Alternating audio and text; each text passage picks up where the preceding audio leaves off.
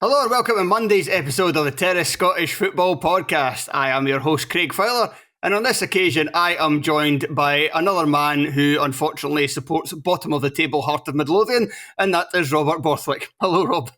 He also supports bottom of the table Everton Football Club, so it's just everything's going really well for me just now. And the San Francisco 49ers lost to the Minnesota Vikings last night as well in a bit of a shocker. And the Dallas Cowboys got pumped by the New Orleans Saints, and on the same day that Tottenham lost to Arsenal, although I barely ever watch Spurs these days, so it's all going great. Things are going really well, really well. Other than that, how's things? Yeah, all good, all good. Happy to talk about a festival of Scottish Premiership football. Yes, a weekend in which on the Saturday every single home team scored 2 goals, which, and I think somebody in the Discord asked, when was the last time that happened? Expected it to be really, really rare. And I think Craig Anderson replied with February. Well.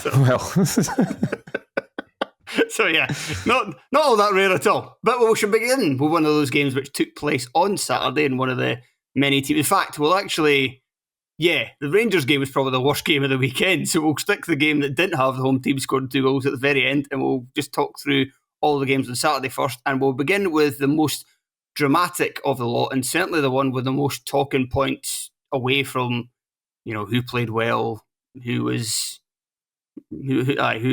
what kind of patterns of play were there, who lined up where, what was the formation, what was the shape, because there was just lots of kind of controversial refereeing decisions, and that was St Mirren to Kilmarnock. St Mirren opened the scoring from Tosi Olasanya against their on a play. Kelly then equalised not long after through Marley Watkins.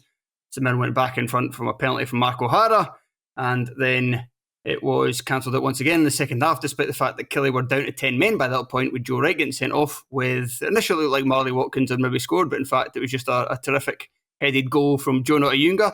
Shame he was at the wrong end of the park. And then it seemed like St Mirren had won it in injury time, with James Scott managing to score, but you could see from the replays that in the process of doing so, he booted Stuart Finlay right in the pus, therefore negating the goal. And that was... that was a decision that was very clear cut, so we don't have to talk about that one. That was fair enough. But even with a last minute winner getting chopped off in their favour, Rob, did Kilmarnock get the raw end of the deal with these refereeing decisions? Aye, very much so. I honestly, and I'm guessing the angles that we're getting a Joe Wright sending off are the ones that the VAR have got as well, right? I'm guessing there's no additional angles that are being added on there.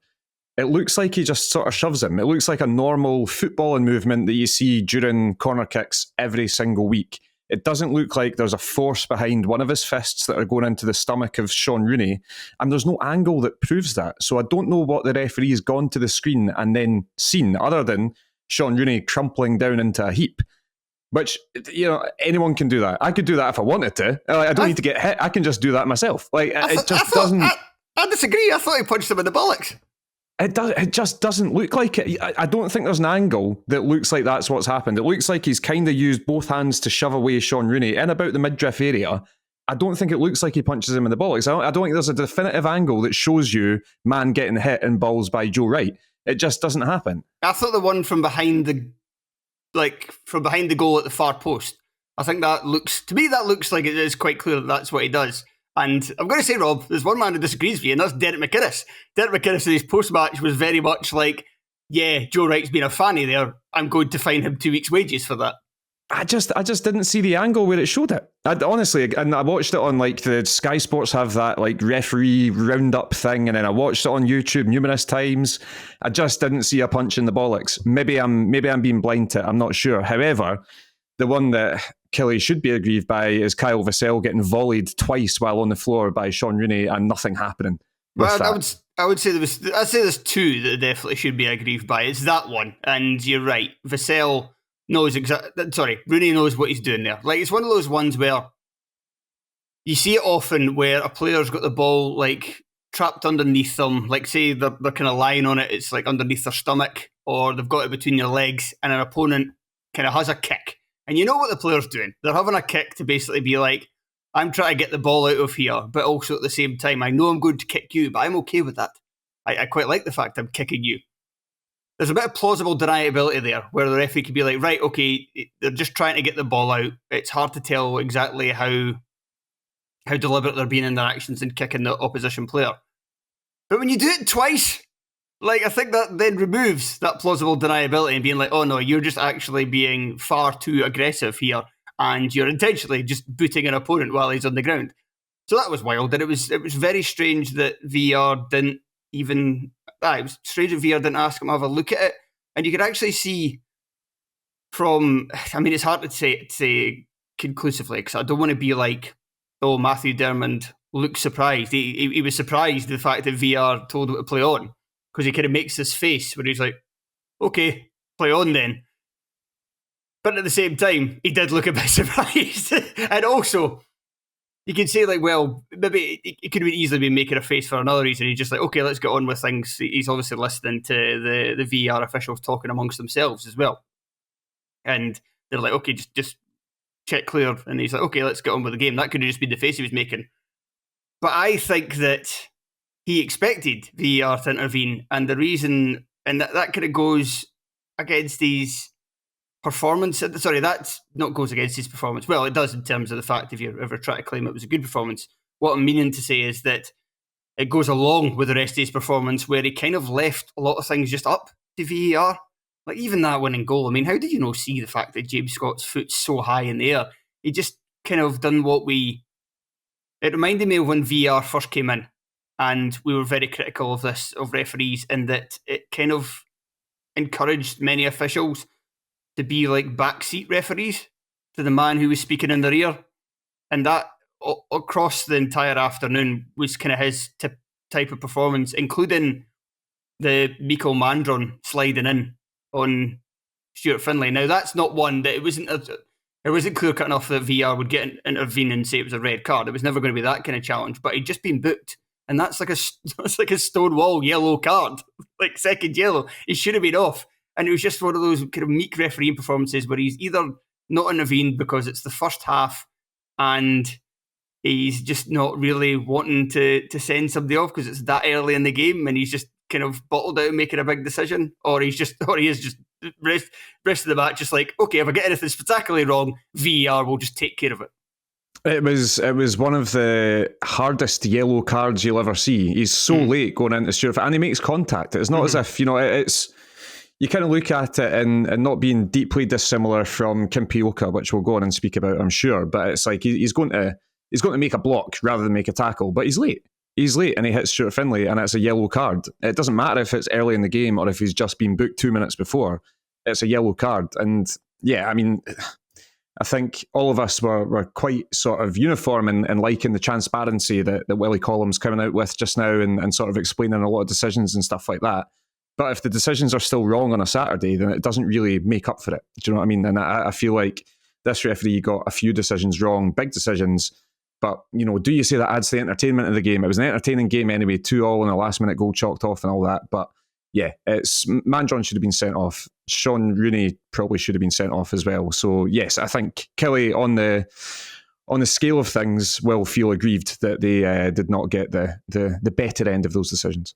And you don't think the Joe Wright one is a red card, but even if you do, you can still turn around as a Kelly fan and ask the question, well, how come they didn't get how come we didn't get the benefit of the doubt and they did, like, consistently throughout the game?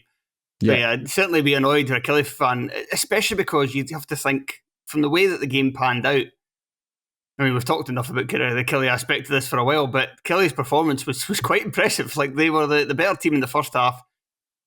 They get the Joe Wright red card, and even after that, St Mirren are ahead, but St Mirren are ahead at that point. But Kelly were still like the better side from that point forward. St Mirren really didn't kind of know what to do.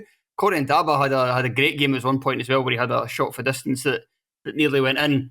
And it kind of showed to me what I could have thought about Kelly, that, well, I should actually say before I make that point that this was huge for them, because losing just creates a culture of losing, and they were in danger of that being the case if that James Scott goal at the end had managed to stand. But in terms of their performance and digging out that point, it shows that Kelly, now with Europe in the rearview mirror, having had the couple of weeks off to regroup, that they're going to be fine this season. They might have suffered too much in this early spell, falling so far behind Aberdeen. But in terms of any worry that they're going to be in real kind of trouble this year, or things are just going to go from bad to worse and they're going to have like a nightmare campaign, or even the fact that they're not even going to challenge for the top six, I think even though this was only a point, this kind of performance would indicate that that's not likely to be the case. Yeah, no, I totally agree. I think Killie are going to be absolutely fine. I think they did suffer from the sort of early season start in European football and all that kind of stuff. And I think it's just natural that teams are going to drop off, especially teams like Killie, who don't have the largest squad of players and stuff like that. They will have patches of form that go against them, but they're going to be absolutely fine. Derek McInnes is a very, very good manager, and he's got a bunch of very good players at his disposal. So I think they're going to be absolutely fine. Would you like to talk about St Mirren, Craig Fowler? Yeah, I guess we should. Don't have to spend too much on them, but yeah, just a little bit. Do you think they are going through or suffering a bit of an identity crisis just now? A wee bit, because look at it, this game. They didn't really play like I'd expect St Mirren to play, and especially, I don't know whether it was just like playing against 10 men was just very kind of like, well, this is not the ideal opponent for St Mirren. We need to be playing on the counter-attack, so let's piss about with the ball at the back and keep passing it backwards and sideways and just being really passive and unadventurous on the ball. Because St Mirren in the Stephen Robinson era, with the exception of maybe the first few months after he came in and looked a bit dodgy, that they've been great for a starter, but they've built all that off the back of playing quite vertically, getting up and down the park, playing with real aggression, in and out of possession. When they get the ball, it's like be direct, but a good direct, like a fun direct. Like they get forward in numbers and they attack teams and they have runners and guys. That's why like O'Hara didn't have the best of seasons last term, but that's why he had such a great season in his first one, and even at points last season showed it. And they've had a few players like that, and obviously they play with the wing backs. They like to get them high up. That's why Sean Rooney was such a good signing for them. But in this one, like I say, there was so much of the defenders, centre-backs having the ball and not doing anything with it. And just not really, and playing the entire game in front of Kilmarnock when Kilmarnock were down to 10 men. And that's one thing you don't want to do against a team with 10 men, especially a team like Kilmarnock, who are going to be well structured and well disciplined and can sit in that shape and make sure that they don't lose any more goals. I guess the fact that they were maybe a goal up at the time as well maybe didn't help them, because you're like, well, what do we do? The other team kind of has to come out, but they're also sitting in at the same time. But there's also kind of struggling with a lack of players for form at this point in time. Like, up front, apart from Olisanya, who's been brilliant, it has to be said, to start the season, but he was forced off at half-time. Ayuga comes on for Mandron, said it many times, Ayuga's yet to look like the player he did before his injury, and they're just not getting an awful lot else. And I do think there's a bit of an issue as well, similar to something that I think Hearts have gone through at the start of the season, but nowhere near on as dire a scale. They've had injuries, they've brought in new players, and I think Robinson's still kind of trying to figure out, maybe not necessarily trying to figure out his best team, more that he's the best team. It's not really been available to him too often, and that's maybe been a problem as well. But they looked very un-St Mirren in this game. Right, let's move on, shall we? Yeah.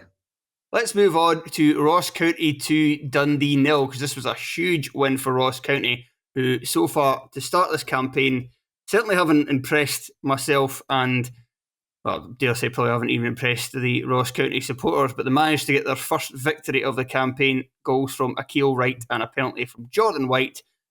The second one coming just before half-time was enough to beat Dundee. Now, Rob, you can ask me about this one, because I watched this match, or at the very least I watched the first half when the game was still in the balance, and I have some thoughts if you want to probe me about what went on up in Dingwall. I will probe you. I will do that. I think interesting choice of words for me there. I didn't really mean that. You're getting probed, son. So yeah, I think it's interesting because you look at the players that Ross County lost last season, and you look at some of the guys that have come in, and they've made a couple of interesting signings. Yan Dhanda was their main man for the past 2 seasons. In terms of keeping them up, was their main man. He was really good in a side that was battling towards the bottom of the table. He could pick the ball up, create, and make things happen. Have they found their new Yan Dhanda? I think they might have. I think they might have. And I'm going to have to remind myself of his first name. Noah. How would you pronounce his surname as well? Actually, is it Chilvers or? Aye, Chilvers. That was how you pronounce it, wouldn't it be? Chilvers. I think so. Aye, Chilver me timbers. Yeah, I think so. Aye. Noah Chilvers. He arrived from. Was it Watford that he came in from? No, I'm thinking of somebody else in their team, aren't I?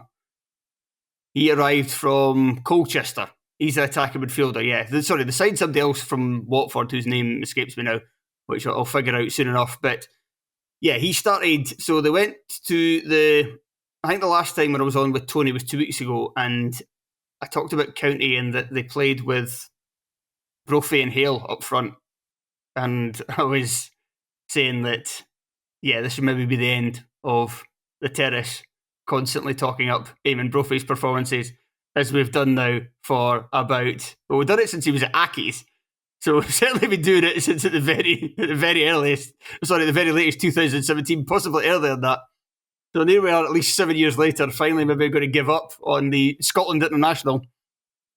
But they started White again, and I think this should be their identity going forward, is just to knock it long to Jordan White and Ronan Hale, who is himself quite a good player to kind of go direct to, because he's quite stocky and he's got a decent touch and he works hard, and he doesn't have like pace or anything, but he's got mobility about him.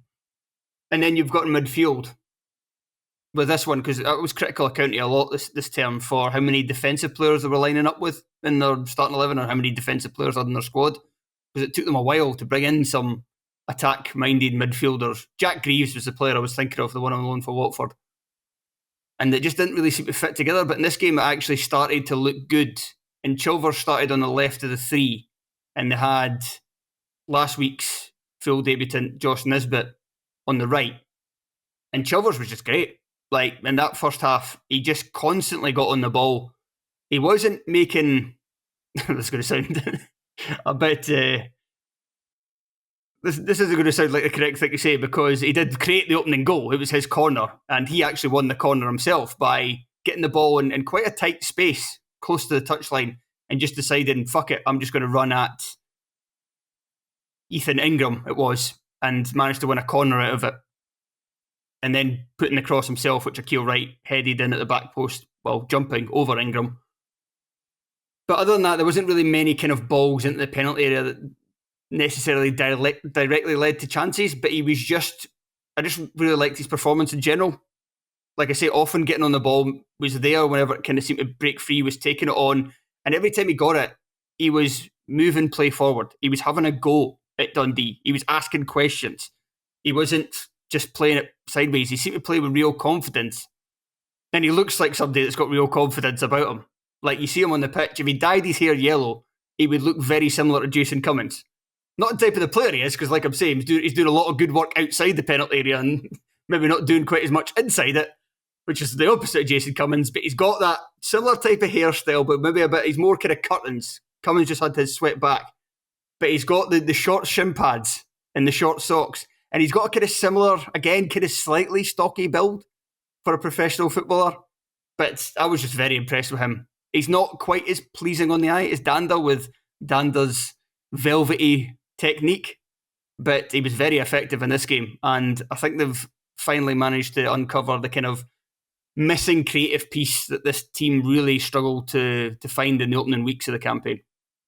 And I think it's interesting what you say about Jordan White and, you know, the Eamon Brophy question, shall we call it. And I think it's Ross County last season, when they had Simon Murray, for example, and Jordan White and guys like that, that's when they were at their most effective, because they were just get the ball forward, be that through transition via Yan Dhanda or a big hoof forward, and then play off the second balls. And it's something that they do really well. And sometimes that's all you really need in terms of solidifying yourself as a solid team in the Scottish Premiership. If he's got the right guys running off him, Jordan White, like Noah Chilvers, like Ronan Hale, Josh Nisbet as well, who is tiny, by the way. He's the smallest man I've ever seen in my life. But, you know, guys like that, then I think they'll have enough success throughout the season that they're going to be okay. And I think Don Cowie as a young coach, a young manager, you mentioned about identity and maybe trying to find that. And I think that he's going to learn as he goes what identity his side needs to have. And I think that having a bit of swagger in the midfield, in the form of Chilvers, alongside just the sort of brutal sort of body ram that is Jordan White, but his ability to still chip in with 5 to 10 goals a season, that's going to be enough. And that's plenty. And I think that's a building block for them to sort of go forward with. And you mentioned again, they were starting a lot of defensive players. I think naturally, when you don't win as many games as you lose, you will just go back into, right, okay, let's defend first and then go forward second. But I think that with this lineup that Don Cowie chose, he chose the right week for it, because I think that Tony Docherty got his wrong. And I think that it really went into Ross County's favour. They were able to get that 2-goal lead before the half. And then all of a sudden, Dundee didn't really have much to bite back with. They couldn't gain the momentum in the game to actually do anything. Simon Murray was trying far too hard to score a goal. And it basically meant that Ross County were able to run out relatively convincing winners in the end. And that's not something we've said about County in about 3 seasons, I think. Yeah, certainly. And just kind of furthermore on County before we move on to Dundee, like talking about just playing direct and making yourself, and they have been, like the Aberdeen game, they were very impressive defensively, and they were again impressive in this one defending the penalty area. I think they've got a decent. Go back. It was shocking against Rangers, but I think in terms of kind of against the rest of the league and your meat and potato stuff, Akil Wright looks like a decent signing, and as does Casper. I've blanked on his surname. The other centre half beside him, the Ghost. Yes, aye, Lopata. That's it. Casper Lopata beside him, and they also brought in, for his debut, Ellie Campbell, who started on the left of the back three, but quickly had to move to left back or left wing back because George Harmon got injured quite quickly. But that meant that Ryan Leake came into the team, and Campbell's a tall player as well. So you've got Brown, who's quite kind of short. You've got Randall, who's not tall, but Chilvers is quite tall. Nisbet's quite wee, but then like you look at the rest of the team, it's like they're a team of fucking giants, man. Like they're huge. So if you're going to do that, you may as well play direct and try and win set pieces and get the ball into the penalty area and try and make things happen. And I know there's like a lot of County fans who are sick of Jordan White, and because he's not a good, like at this level, he's not a good footballer in a technical sense. But what he does do is he wins headers. Every campaign, you look at like aerial duels won for centre forwards, and he's always right up there. He wins, if not at the very top. He wins his fair share in the air, and if you get it near his head, he's going to win the ball. He's going to knock it down, and then you can set yourself up in the other team's half. And it's playing the percentages. It's if you don't have the talent, it's a simple way to play. And until County buy that talent to replace Jordan White, then you may as well just keep going with that until there's a plan B that's better than plan A. I was just thinking Jordan White, I was going to call him a lighthouse. That doesn't make any sense, because a lighthouse, you want things to stay away from you. He's like a lighthouse with its bulb broken. And he's just a static target, this huge target, and everybody comes to him. Very well put. Not sure if that works, but I'm going with it anyway. He's a massive man with a light on his head. That's what I'm hearing. But you want things. He's like a lighthouse for moths. That's it. You want yes, yeah. You want everything to come towards him. Jordan White is a lighthouse, and the rest of the Ross County team are massive moths. There you go. That's it. The Moths County. It's as easy as that, Craig. We've absolutely smashed it. I'm just going to take a quick note of that, because that's got to be the name of today's show, Moth County.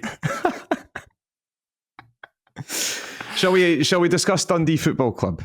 Yes. The Dundee Football Club. I think if any manager in the Scottish top flight has the benefit of the doubt with certain things, I think it's Tony Dock. I think he's done a wonderful job since he came into Dundee. I think he started this season really solidly as well. I mentioned it previously, it feels like he got the lineup wrong in this one, especially from the results they've had and the joy that they've had. Taking Curtis Main out of the team and putting in Seb Palmer-Houlden feels like a mistake. That kind of felt like rotation just for the sake of it. I know, and you shouldn't just do that for the sake of it. You should keep the team in, especially when you know you're going up to play a bunch of Highland giant moths. Like, you play the guys that you know are going to run through a brick wall for you. And Curtis Main... The moths had an advantage because it was very windy as well. Exactly. These things play to your advantage. He put Josh Mulligan in for Braybrook, which again, you can discuss the pros and cons of that, but Braybrook certainly looks like the sort of guy that's going to have a bit of creativity and maybe a more natural Luke McCowan replacement, because he's going to try and play those balls into the final third. I think obviously you look at the back two and it's Portalis and Cometio, and again, it's not maybe their strongest partnership there, but the big one is Ingram coming in and Jordan McGee coming out. Jordan McGee is your absolute 7 out of 10 meat and potatoes player that you think if he's in that team, then maybe the goals and the way the goals come about are a bit more preventable. Do you think that Jordan McGee should be playing every single week for this Dundee team? Because I think I do. Yeah, I do as well. And that was if you look at the starting 11, the main one's bad, for the reason I said, because it doesn't make any sense other than you're just kind of rotating maybe for the sake of it. Because Main is actually, for the first time since arriving in January, is starting to really pick up a bit of a head of steam, and he scored an excellent goal last time out. So why are you relegating him to the bench for this one? I mean, Palmer Holden, I know that Dundee fans have been relatively impressed so far. I've yet to be convinced. But anyway, that one was egregious enough. But the McGee one made no sense to me whatsoever, because 2 weeks ago against St Mirren, Dundee struggled a bit initially, but with a better team in the second half. And a big reason for that was that, yes, it was Ingram was introduced and probably had his best game in a Dundee shirt in the top flight, because he was very impressive in the League Cup, in the top flight to that point. But another big thing was that McGee went into centre half and just brought a calmness there that they were lacking with Cometio and Tony Dores, because Tony Dores is a good centre half, especially when he plays in the right of the back three. But he certainly has a bit of a brain fart in him, and the two of them certainly do together. So why you would pair them two again and McGee to be the one to drop out? It's kind of like, what are you doing? You got to think it's like injury or knock related or something. But he's sitting there on the bench, Jordan McGee. It's a funny one. Yeah, it certainly is. I didn't really get that. It's what you say about Mulligan and Braybrook. That's going to be an interesting one, I think, for most of this season, because they're trying, obviously, to replace Luke McCowan. They've got Lyle Cameron and Mo Salah nailed down as their two of their midfield three. And who's going to be the third one? Now, you have to try and replace McCowan's output. You're not going to do that with one of the two. Mulligan is, I think, a bit more of... He provides a bit more attacking thrust in terms of the fact that he's more box-to-box. He's going to get into the penalty area and try to make things happen. But Braybrook's going to have maybe more of that, like you mentioned, more of that ability to kind of thread a pass, to pick the lock that McCowan also had in his game. So I can just imagine the two of them will be rotating with each other depending on opponent for the rest of the campaign. I'm not sure whether he definitely got wrong in this one, or it was just a kind of case of circumstance that didn't manage to get a result, because I think there were just more problems with the team other than that. But it'll be interesting as the campaign goes along. Before we move on, I just want to say, what the hell is Ingram doing for that Jordan White penalty decision? Like bringing it back to the NFL theme, it's a horse collar tackle. That's a 15-yard penalty. That's why it's almost like he's trying to keep himself up. It's like, right, okay, I can't possibly fall over as a professional footballer. That's just embarrassing. Oh, look, there's a massive lighthouse in front of me. I'm just going to cling on to that. Right. MF thought he was a moth. You're not a moth, mate. You play for Dundee. It was a wild bit of decision making, shall we say. And again, it's one of those things that it's easy to sit here on a Monday and say he got it wrong on the Saturday. I'm sure before the game, Tony Dock had full confidence that his team would be able to get a result with the players he put on the park. But I think with hindsight, it looks like he got it wrong, and maybe that's just a bit of a learning for him going forward. Yeah, certainly. Right, let's move on to Easter Road, where David Gray got his first league victory as manager of Hibs. I think I'm right in saying. Let me just. That's correct, isn't it, Rob? Yep. My computer. Yeah, first league victory as manager of Hibs as they defeated St Johnstone 2-0 at Easter Road. Mikola Kukurevich with a goal just on the edge of half time, and then that was followed up by Martin Boyle scoring in the second half. Now, Rob, I'd still think Hibs have got a lot of question marks about them, mainly the fact that they are still Hibs, and there's always going to be a bit of a kind of reasonably soft undercurrent to the way that things happen, and even in this game, during the first half, I was like, "Oh, they're going to do it again, aren't they? St Johnstone at home. This is when it goes wrong." But looking at that second period and some of the attacking talent they have now, were we initially wrong? Our initial sniggering at Hibs' transfer window, have they actually in the end had a quietly good one? Because there's a few players they've got in that team that they've signed this summer where I'm thinking, they look pretty good.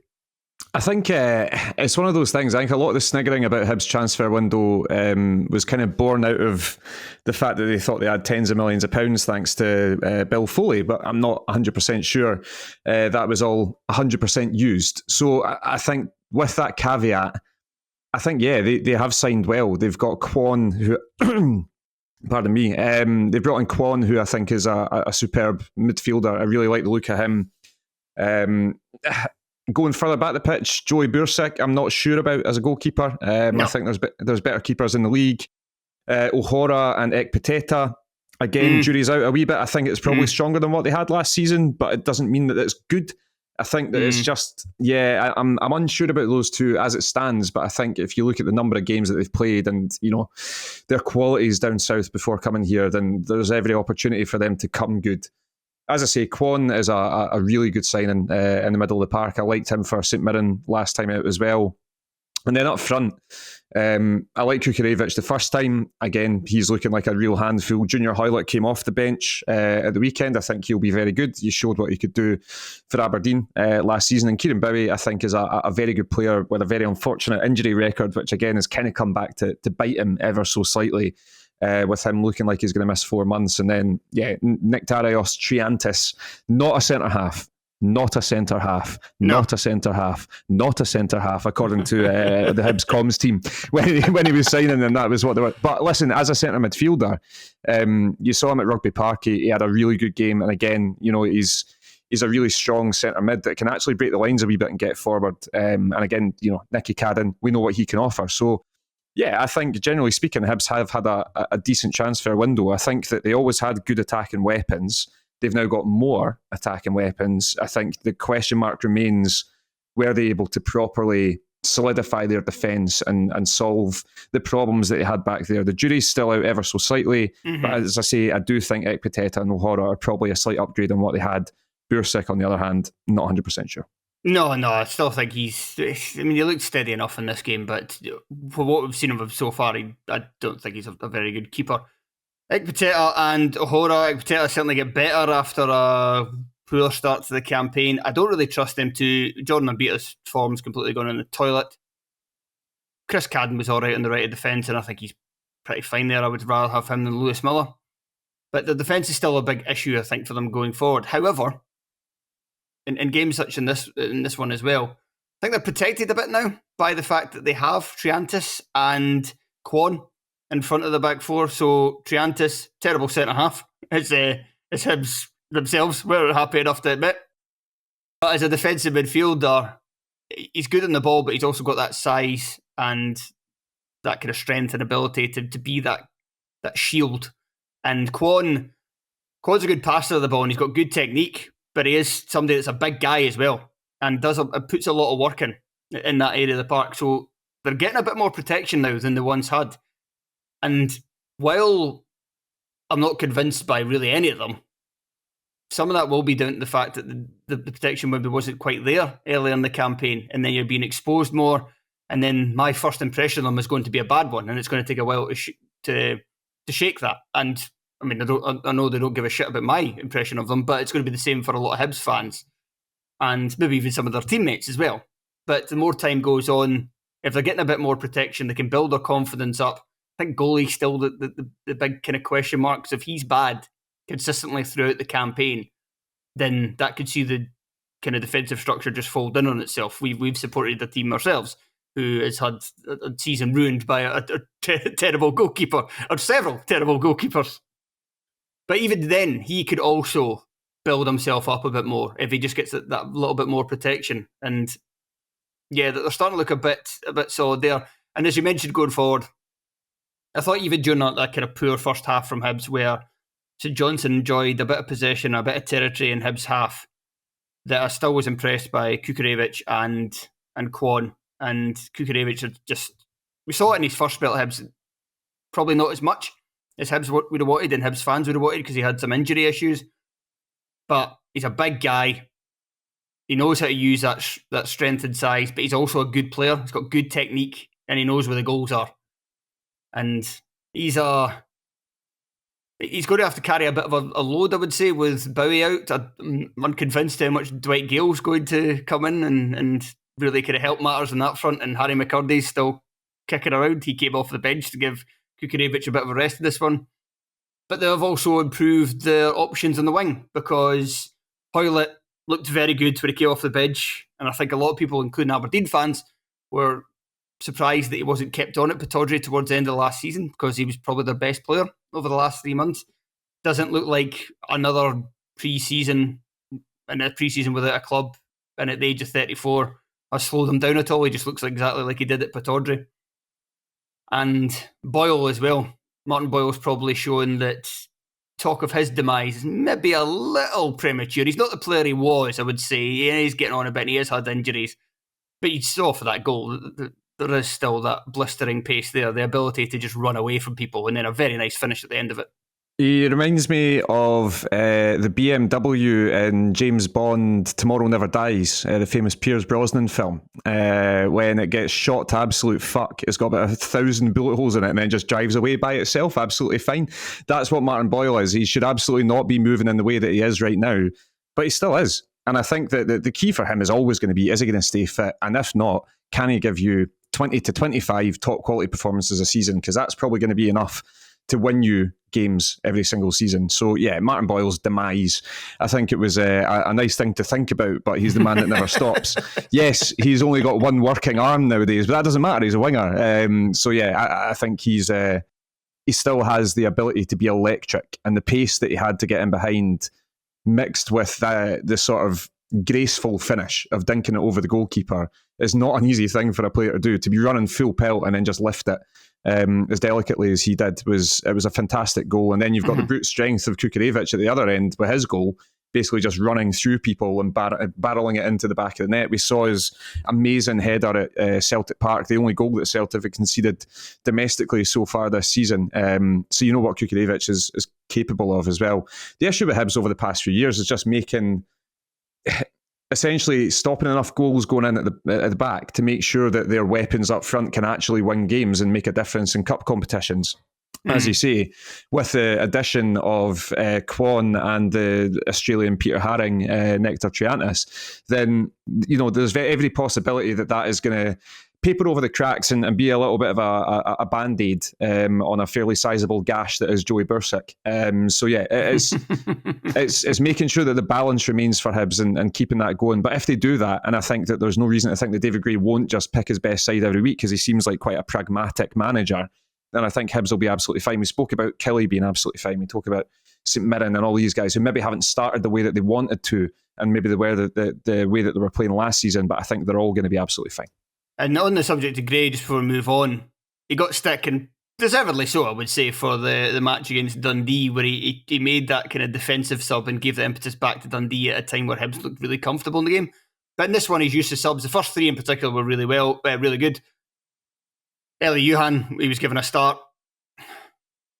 I mean, you could say Johan, well, it's his first game back, he's lacking that match sharpness, etc., etc. But you could also say the exact same thing about Hoylett, and it was a definite upgrade when Hoylett came off the bench for him. But also, that was an easy change, I would say, but also bringing off on Boyle, you could also say Boyle an easy change as well, but he's making the right changes at the right time. And I was impressed with the change for Campbell. Campbell came on to play the number 10 role and was really, really quite lively for Hibs in that second period. He'd done a lot of kind of drifting out to the left and creating overloads, and he kind of had a big second half performance. So Gray getting the subs right on this occasion. I like Josh Campbell. I've always liked Josh Campbell. I think he's a fine footballer.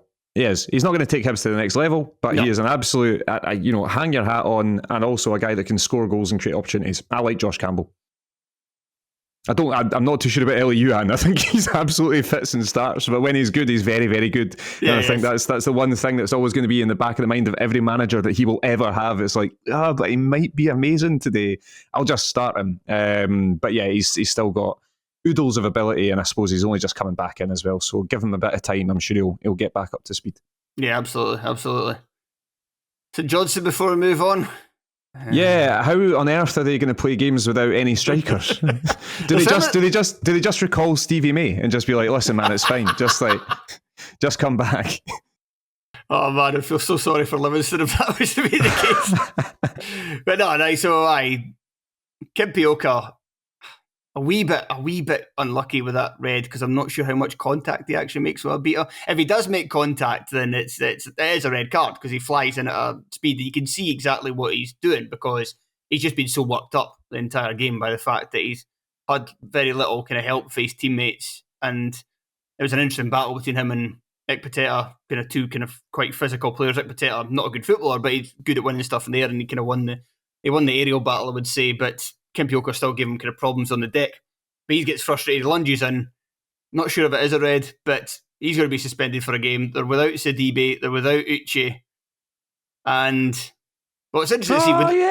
Uche. Yeah, we actually don't know if Uche's going to... If Uche's at Uche Hearts, I think he would still fit in quite well to the St Johnstone team, even though he doesn't really score very often, because he's still kind of one of those players that has a bit of an orbit around him.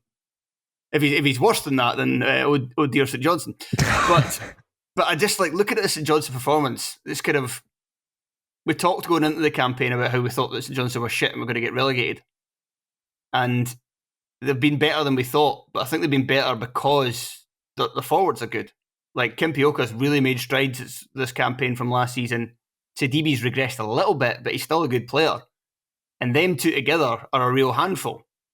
Kimpioka with Nicky Clark playing beside him, not so much of a handful. It was really like Kimpioka was dangerous throughout the game. Even the second half when St Johnstone barely had the ball, or barely had any kind of territory in the Hibs half, especially while it was still 1-0, that he still on occasion looked like he could do something out of nothing.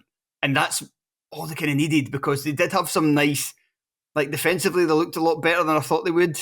And in midfield, Sven Sprangler and Jason Holt played really well in the first half and controlled a lot of the game. But you look at the right-hand side, Dre Wright, he'll work for you, he'll run for you. Good team player, good guy to have about the place. Is he going to create much? Is he going to score? Unlikely. On the other side, Matt Smith, kind of a bit similar. He's a lot more... Smith's kind of got a lot of energy, and that kind of why he's able to play on the left-hand side. So he's happy to do a lot of running. But is he going to create much? Is he going to do anything? Again, feels unlikely. So I don't know. I'm going to check who they've got next, because it'd be interesting. Maybe it's one of those games where it'd actually be good if they've got something like Celtic or Rangers, so they can just stick everybody behind the ball and it doesn't matter that they've not got any forwards left, because they're not going to do fucking anything anyway. But no, they're away to Ross County. That's a game where you really... Jesus, that's a big game. Even at this early point in the season, that's a game where you really would like to have Sidibe and Kimpioka available. Oh dear. Oh dear. Just roll out Uche in a wheelchair and folk will still bounce off him, man. It'll be fine. Sidibe must still be out, won't he? Because it was violent conduct, and then he got an extra red card. So yeah, aye. Yeah. Yeah, not great for St Johnstone's prospects going at this one. But hey, what do I know? They'll probably win 1-0. Aye, but it's Craig Levein. He'll play defensive midfielder up front, or a centre half or something, and then he'll end up playing there for the rest of the season, like Kevin McKenna. It's just, we just know it's going to happen. Like Peter Harron's starting up front, and then Edinburgh Derby, genius. Oh God, I forgot about that. No. In a game that Hearts didn't even lose that game. It was 0-0, and we started with Peter Haring and Callum Morrison up front. Yeah, incredible. What a time. I completely forgot about that. Right, let's move on to Pittodrie, where Aberdeen defeated Motherwell 2-1, a double from Pape Gueye, and then Motherwell got a goal back from Moises Abie late on. Rob, if I were to tell you before the season started that Pape Gueye would be top goal scorer on Monday, September 16th, with 5 goals, what would you have said? I would have said, well, Pape Gueye must have scored 5 goals against Hibs or something in one game, because that is absolutely mental. No, I don't think anyone saw that coming. This is a guy that was essentially papped out, excuse the pun, on loan last season, because he was so bad. He was so bad in the sort of few appearances that he had in red and white last season. He was pish, and one of the worst cameos I've ever seen in my life at Tynecastle when he came on at right wing. Awful. Honestly, the guy looked like he'd never played football before. Yeah. But it shows the difference that a manager who knows your game and is able to give you confidence and plays you in the right position can give to a guy, because he's just going out there and looking like he's having a wonderful time. Like you see the wee dances he does after goals. You see how his teammates embrace him even before the game, during the game, all that kind of stuff. It's a proper team mentality that I think has helped Pape Gueye to become this sort of like unstoppable goal machine who drags the ball from his own half and then spanks it into the bottom corner. Like it's ridiculous, and the quality of the finishes. Like he's so good in the air. Like I know that we'll talk about his first goal, but he's very, very good at attacking the ball in the air. He's scored a couple of belting headers already this season. But when teams decide not to defend, like Motherwell did when he picked the ball up 20 yards inside his own half and then usher him towards goal, he still has the composure to spank one off the near post. Like even if the keeper had dived the right way there, he's not getting it. And I think, as I say, it's indicative of what Aberdeen have been doing really, really well under Jimmy Thelen, which is showing a team mentality, working together and looking like they're having fun. Like they're having a great time out there. And I think that there's nothing but credit can go towards Aberdeen right now. And I don't even feel bad saying it. I usually would be fucking Aberdeen. But they've thought outside the box with the managerial appointment. They've signed effectively in the window, and they've thrown money at it as well. Keskinen costing £1 million allegedly, stuff like that. But it works, and it's working for them really, really well. And you just see, as soon as something like this, a run like this goes together for Aberdeen, it ignites the city. You look at how electric Pittodrie was at the weekend for a game against Motherwell, and you look at the pyro show beforehand, the fans getting right behind it, as I say, the embrace between player and fan at full time. It's amazing. I do have to take exception with them saying that Aberdeen is red and white. It's like, well, it fucking should Obviously. be. You're the only team in the city. Obviously. I mean, I suppose the 10 Rangers supporters clubs were in the background saying, and blue. But or the 10 people that go watch Cove Rangers. Aye, exactly. Yeah. The folk that get a bus up to Peterborough. It's Peterborough, Fraserburgh, or Peterhead. But yeah, I think it's amazing what they've been able to do and the speed at which they've turned it around. And I think that, again, the credit has to go to Dave Cormack for that as well. The Cormack coin has been spent effectively. And it's a guy that, as we've said before, clearly just loves his football club and wants to get it right. It seems like he's got it very, very, very right. 10 wins out of 10. And yeah, nothing but kudos from me. I think it's great to see. And Jack McKenzie, fucking hell, where did his incredible career come from? He looks amazing. Like, yes. And also, one of the funniest things I've seen online in ages is Aberdeen fans pointing out he's got the exact same face as the Statue of Liberty, and he does. He's got the exact same face as the Statue of Liberty, and I can't unsee it now. It's all I've thought about for about 3 days, Craig. Right, okay. I'm gonna look at right. Statue of Liberty. Not who I expected to be Googling halfway through this podcast. Let's have a. It's identical.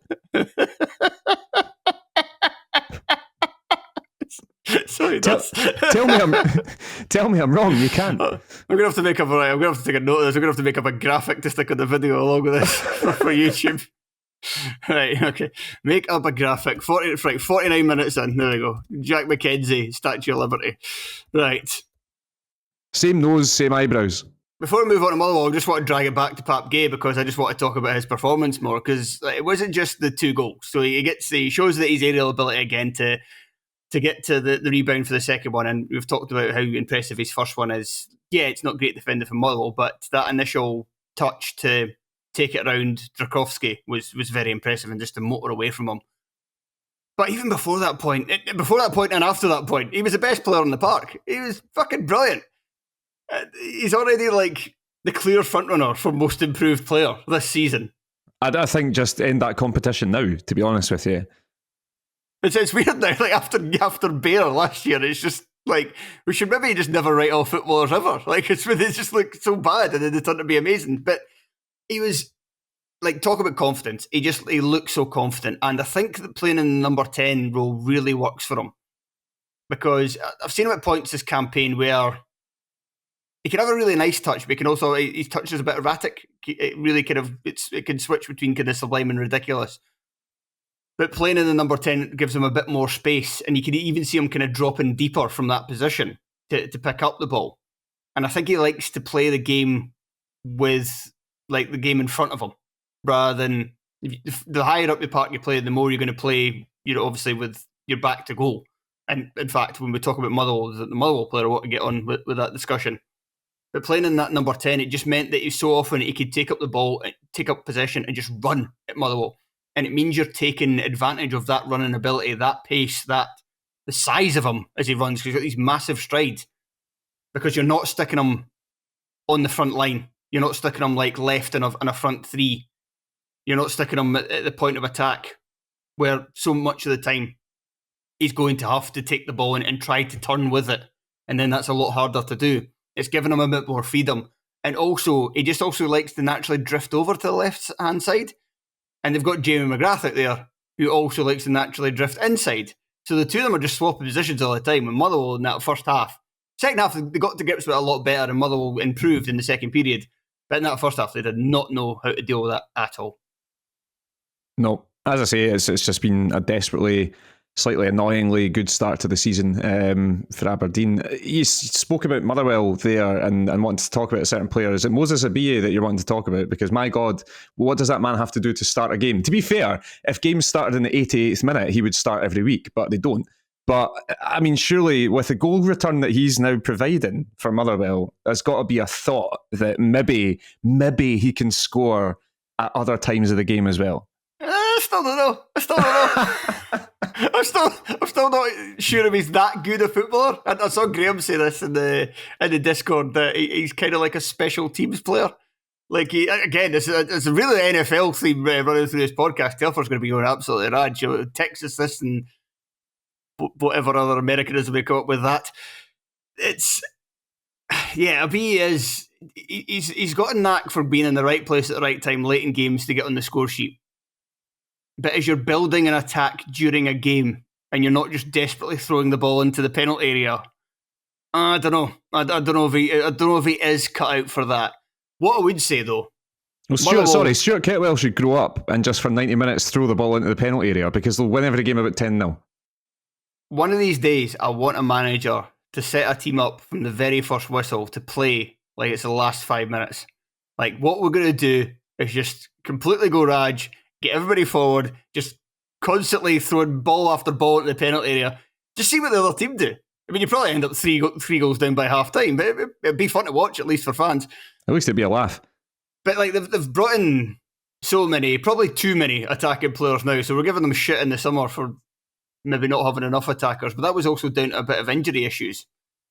But now they've gotten like Yar Tavares, Jack Vale came back to the club, and Tony Watt also came back to the club, so they've got so many options now, and yet they still piss me off because they're starting this game, and I'm a bit of a broken record with this so far this season, but it just bears repeating. Why the fuck is Lennon Miller playing as a number 10? He's not. He might turn into a number 10 at some point in his career. He's not a number 10 now. And you could see Motherwell get better when he went back. And not just a case of, there's a bit more balance to the team or whatever. No, it's after he went back there are three most promising attacks. And the three most promising attacks they had before the goal were all down to him. Like, right after... So he's moved back at half-time. Then they make further changes. Tony Watt and Tavares come on. Tony Watt gets a chance right away. Their best chance of the match other than the goal. And... it comes about, it's not Miller that puts in the ball, but the attack finds its impetus from him wriggling past a couple of players as he gets a bit of a head up his steam. He collects the ball, moves forward with it, does his wee carry. It's not like quick or anything, but he's got those quick feet to manoeuvre around in tight spaces. And then after that, it was Tavares shooting wide. That was Miller moving through the lines, coming from deep, getting forward, getting into position to receive a pass, and then moving Motherwell up the park that way. And again, with Tavares getting his shot blocked, that was Miller coming up from the deep position, pressing, getting a toe on the ball, winning it back. This is where he does his best work. If he's playing further forward, he too often, this is like the reverse Pape Gueye. I know they're playing in the same position, but Gueye kind of drops a bit deeper for a number 10, whereas Miller is a CM getting pushed forward, and too often he's back to goal, and it's not working. Now that you've got all these forward players, I know none of them are really that good, but you're hamstringing your best player. Keep him further back. Play him as a centre midfield. It's like, there's not even any point in keeping it as a number 10. It's never really worked anyway, so stop it. There was a game earlier this season where he tried it and it didn't work, and he put Miller back in the second half into like the number 8 position. and then just reverted back to it the next week. I think, and I sincerely hope, that this time Kettlewell's learned his lesson that, because he needs to stop it. Just a very quick aside before we move on to the next game. My favourite, no, don't do that moment of this game was the brilliantly named Marvin Marvellous Coletta, when he got the ball near his own penalty. He was a sub that came on at right wing back, and he looked up, looking to find somebody upfield to pass the ball to, and he played one of those 30-yard kind of chipped feathery balls for a player with his back to a big hulking centre half. Do you want to guess who that player was he was playing the ball to? Who was it? Yar Tavares. How do you think it went? Terribly. Yeah, it did go. The Aberdeen got the ball back immediately. Right, Rob, let's go to the first of the two games involving Old Firm sides, and that is, as I said at the top of the show, the game at Celtic Park, where Celtic defeated Hearts 2-0 with goals from their new signing Arne Engels, who scored a penalty, and then Luke McCowan got his first goal for the club. Rob, we shall start with Hearts. Are we ever going to score again?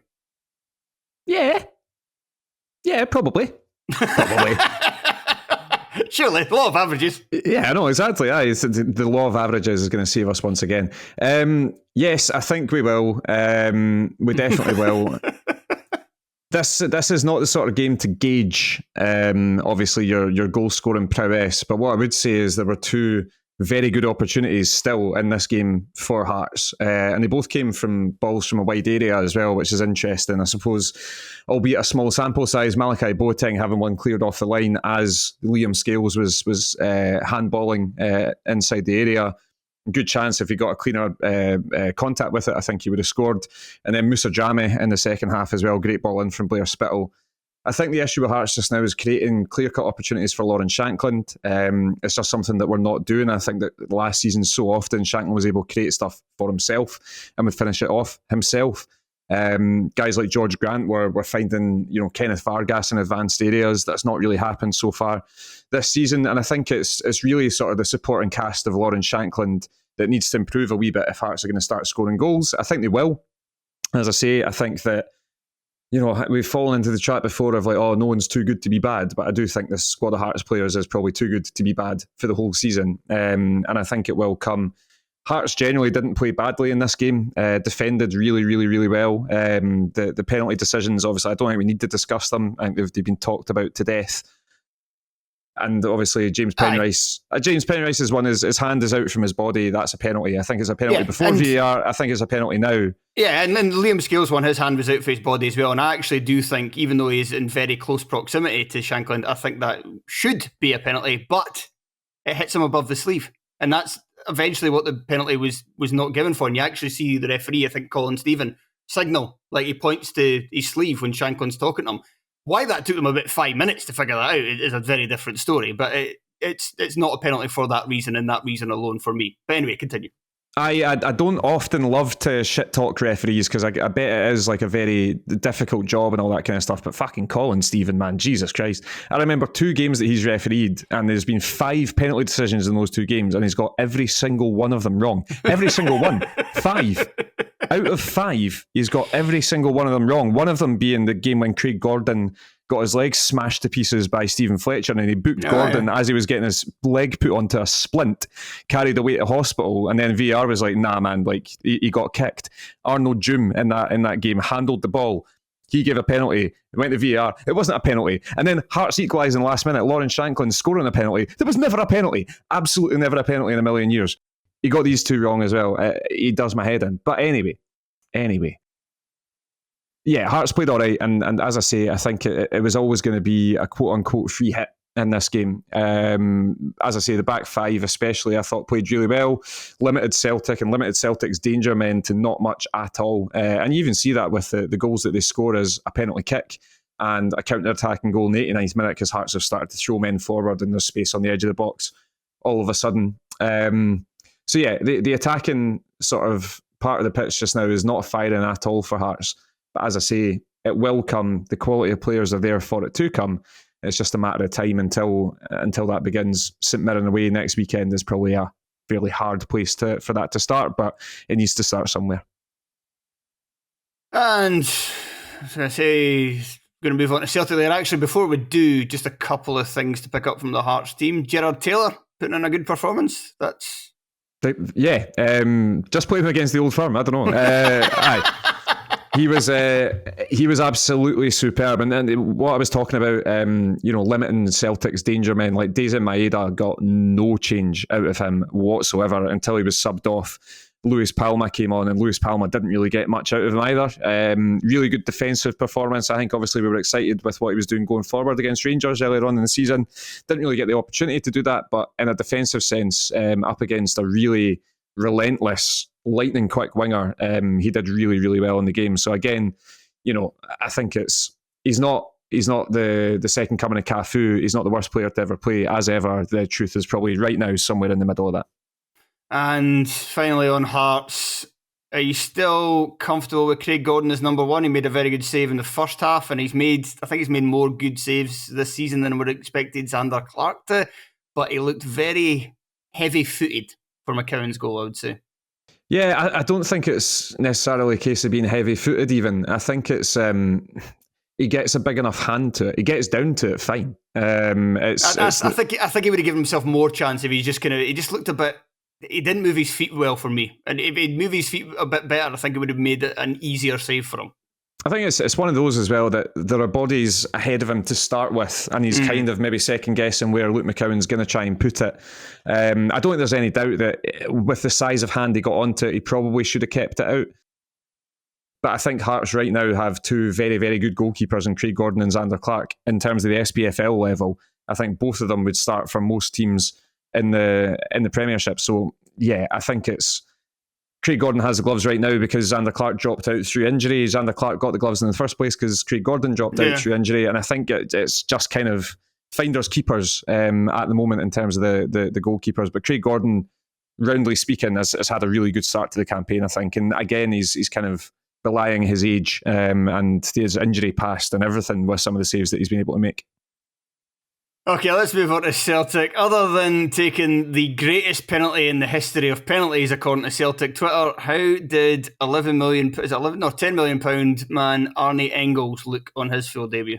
Imagine being so besotted by someone. You think that just basically scoring a fairly routine penalty is the best thing that you've ever seen. He is good though. I was impressed by him without thinking that he was electric. I don't think any Celtic player on the day was, to be honest with you, but you can tell what he's going to be offering to that Celtic midfield. He pops up on the left and the right, almost in behind Kyogo so often that he's basically there contributing to overloads for both Alistair Johnstone and Greg Taylor coming down the sides. But he's very, very good with the ball at his feet, and he's just got that ability whereby he doesn't need to look at the ball for his first touch. He's just looking up. He's like, right, what's next? He keeps it going, moves it quickly, finds passes in behind, but also has, for a 20-year-old, has the decision-making to basically say, right, if that's not on, then I'm going to find something else to do because I've got the ability to hold on to the ball under pressure, look left, look right, look behind me. It doesn't really matter. I'm in control. And I think that's what's most impressive for his age, is that when he has the ball, he has control of the game.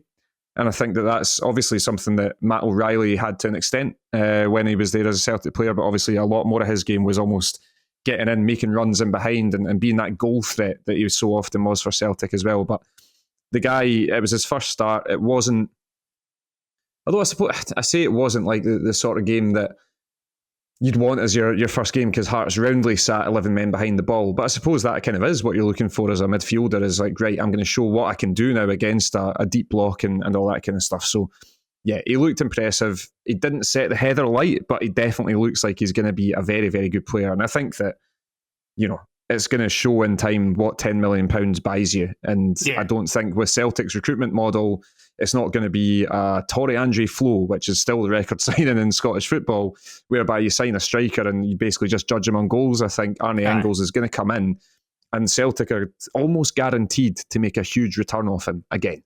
Do you know what I mean? It's like they're so good at recruiting players that they can then sell for huge amounts of money. And Arne Engels, I have no doubt in my mind, is going to be that guy. He's 2-footed, he's got great vision, he's got physicality already at his age, he's a full international with Belgium, and he obviously takes the world's best penalties. So yeah, I think Celtic are going to be looking at 20, 25, 30 million pounds for this guy in a couple of years, because he looks mustard.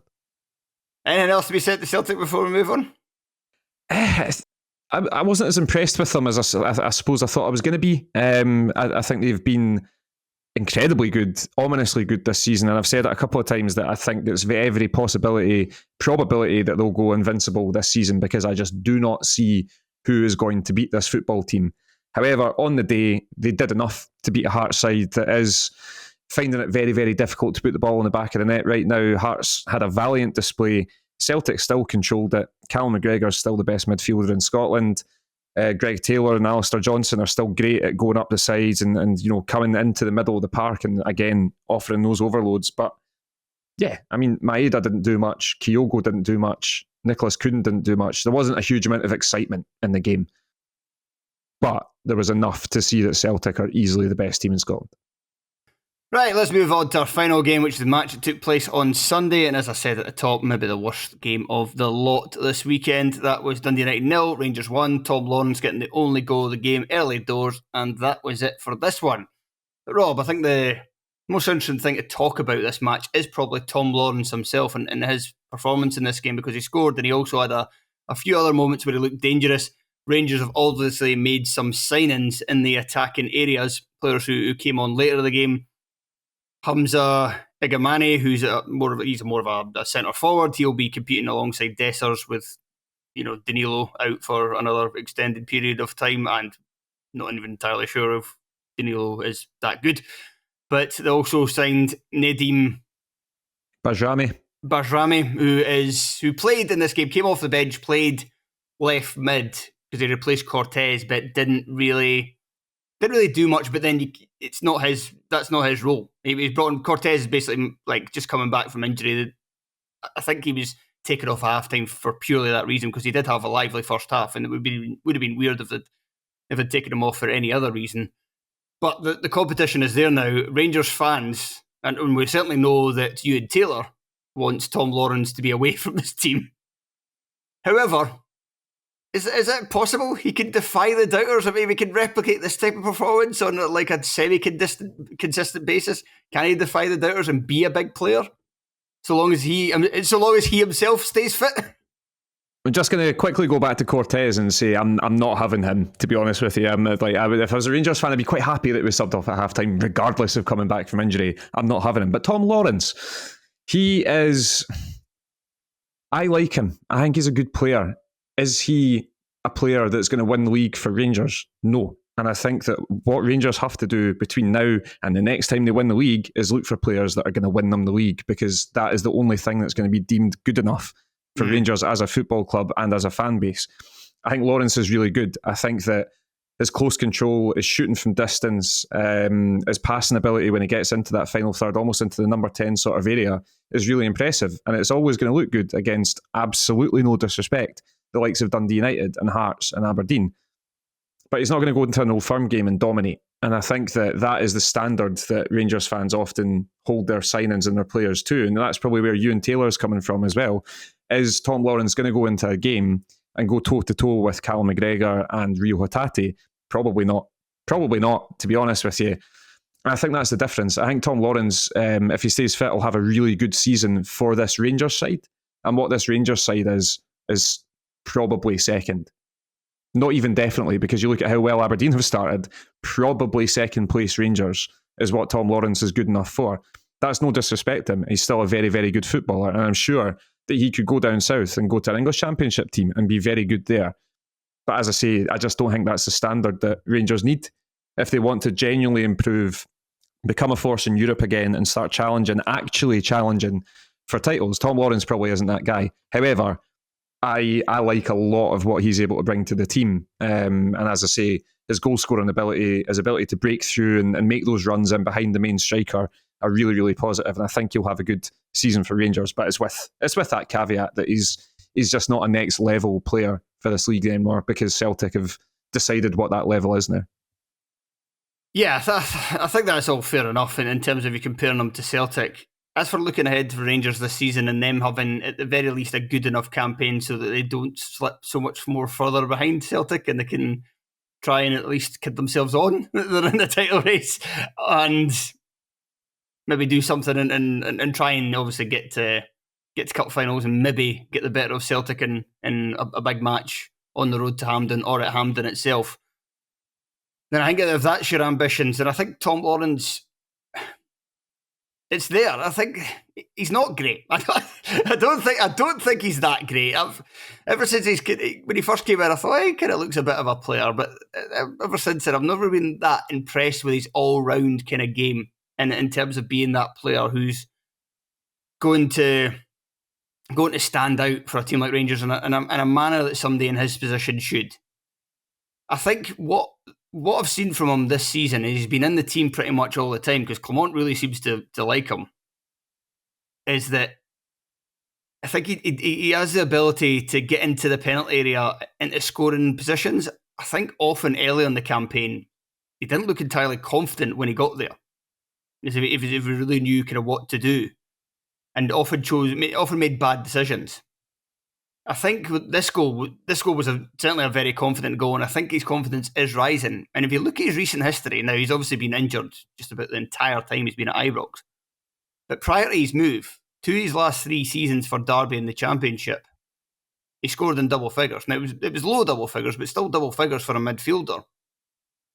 And that's arguably a kind of it's a higher level than at least half the teams you're going to be playing in the Scottish top flight. So if he could fill your boots in that, then it could be somebody that could kind of rack up the goals and that confidence grows with it. And just kind of, if Rangers could almost like kind of simplify the game for him, don't pick him in the number 10 for him to be the guy that's going to unlock the opposition team. Try and make it that so that's not the case. Almost use him kind of, not quite the same player, but almost kind of like what Scott Arfield sometimes was. Like just that man arriving in the box and scoring goals from midfield. Almost like a second striker. You know, you don't want him to create, but you want him to be alongside your Dessers, your Igamanis or your Danilos and basically causing yourself a bit of a nuisance and getting in and getting goal-scoring opportunities. Just don't do anything else. Yeah, absolutely. Right, we've only got one more team to focus on, and that is Dundee United. Talk to me, Craig Fowler. Jim Goodwin, I think, broadly has had a decent start to the season. I think it's unbeaten up until the game against Rangers. Did you see anything that concerned you about the performance against Rangers? And you know, I'm thinking off the top of my head, Kevin Holt playing in the centre midfield and all this kind of stuff. Like, do you think they need to go back to the drawing board with any elements of that side? So I talked about this again to reference a show 2 weeks back. Maybe anybody who's not listened to that show, maybe you should go back and listen to it now and beef up our numbers on that one, because I've referenced it a fucking hell of a lot of times on this podcast. But I did say in that one, after the defeated Hearts, that the performance was very impressive and they deserved that victory at Tynecastle. The one thing that didn't work about their team, the setup in the 3-4-3, and that's what started this game. And I think they played the exact same starting 11. And what didn't work against Hearts was that I thought Babinski and Trapanovsky didn't look comfortable as the two kind of split tens in that 3-man attack. And then they come into this one. And then I said at the time, it might work for the meantime, but I think there's going to become a point in the future where Goodwin has to change that. I didn't expect that change to come about 20 minutes into the next match, but he did. He changed it very early in this game because Rangers were just so dominant in those early stages. They got the goal, and you were starting to look at this like, okay, this could be a right pump in here.